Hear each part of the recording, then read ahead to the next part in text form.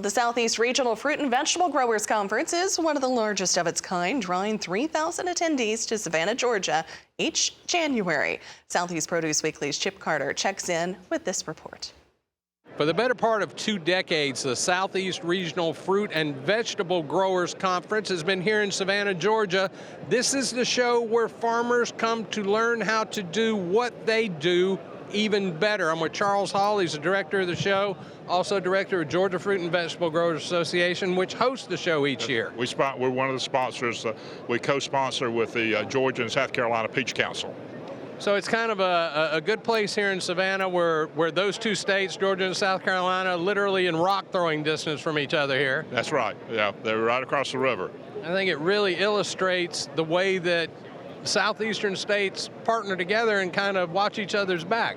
Yeah, we work very closely with other southeastern states, but not only at shows like this, but through legislative activities. And in D.C., most of the southeastern states are in unison on those types of activities. Well, it makes sense because you deal with the same conditions, the same pressures that a Georgia grower faces, a South Carolina grower faces, a North Carolina grower faces, and so many of the southeastern states rely on agriculture as one of the, if not the primary economic driver for the state economy. Yeah, absolutely. Georgia's, number one industry is agriculture. We've got, there's a lot of different types of agriculture in the specialty crop and the produce industry.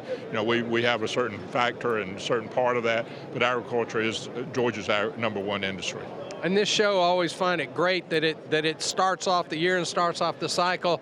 You get everybody in here in January, where they've got time to take what they're learning here and actually put it to work in the fields this spring. Yeah, and that's the reason we started the show in January, is that early January is probably the best time to get people in one location and be able to do a show like this. Now, one of the great things about this show for me is I can look at what some of your educational sessions are and your workshop sessions are, and I can know some of the items that are going to be trending and we're going to be talking about in a big way later in the year. What are some of the standouts that are in the lineup? What are some of the things that are popping up on the radar that people are interested here at this show this year? Well, I mean, hemp is one of the big topics. I mean, we've got several sessions on hemp, even though we don't have the regulations. All of those are still in play, either with the Department of Agriculture at the state level or the USDA. And then we see some of the outliers like pomegranate and olives and some of the things that are coming into play now that you really would not have pictured, and even in Georgia, a burgeoning citrus industry. Absolutely. The sansumas are really becoming a major crop for us. The Sansuma, or the Citrus Association, this is our first year to have a citrus conference. This is the show where the farmers come to find out what the other farmers are doing.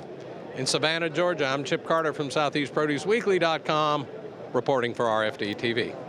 Thanks again, Chip. Now there's more to come from the Southeast Regional Show. Stay tuned for Chip's reports throughout the week here on RFD-TV and Rural Radio.